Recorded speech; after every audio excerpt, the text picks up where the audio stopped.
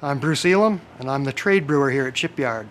I've been with Shipyard for 15 years, first 11 of which was spent actually brewing the beer, so I've got a lot of passion for production.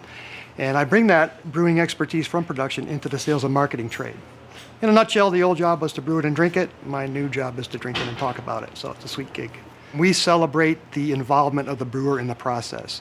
Now, we employ a very traditional British brewing methods that are carried out under the watchful eye of the brewer, using the best ingredients to formulate well-balanced, flavorful ales.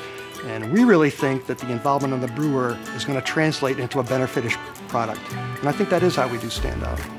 And yeah, at the beginning, it was maybe 2 brews a day.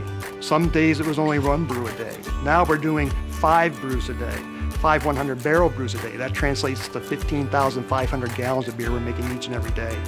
You know, in the tour, there are some big 300-barrel fermenters. We had a few of them, but we didn't brew in those when I first joined. They were just too big. We didn't have the volume. But the business has grown and grown. And every nook and cranny of this complex, and this is a very large, sprawling complex, this particular building, is now been filled with brewing equipment and more tanks. And now we're basically a 24-hour, 7-day-a-week, 365 operation. We're just brewing right around the clock. And we're continuing to grow.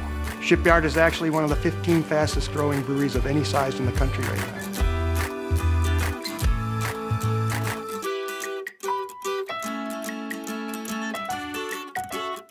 You know, Maine has a recognition of handcrafted production.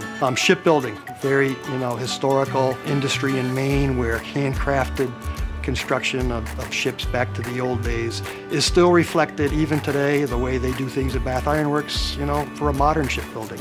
And I think we need to cling to that root, and I think craft beer is a natural combination for that, and it gets recognized. That connotation is held intact, that people from outside of Maine think, wow, Maine, handcrafted, that's old school, they know what they're doing, and I think that has a really positive impact on the brewing scene here in Maine. How did the seasonal beer thing come about? It's interesting you mentioned seasonals. This just goes back to very ancient roots in the brewing industry. Because before refrigeration, you could only brew about 6 months out of the year, the 6 coldest months out of the year. So they would brew certain styles that they could age or cold lager in caves underground. That's kind of how they did it old school. And then those beers would still be fresh to be consumed in the warmer months. So that's kind of how seasonal beers got developed, because certain styles could take that aging and be served at a warmer point in time throughout the year. So in today's world, seasonal beers seem to be the real movers and shakers, particularly in the craft market. Everyone is all excited about Pumpkinhead Ale, our fall seasonal, and our summer ale. We're seeing a trend in craft beer where the real growth of craft beer are those seasonal products. And it's almost at a point now where when you come to Maine, not only do you have to have a lobster, but you got to have a great craft brew to wash it down with. So we're really pleased about that, and we're seeing a real input in tourism through our industry.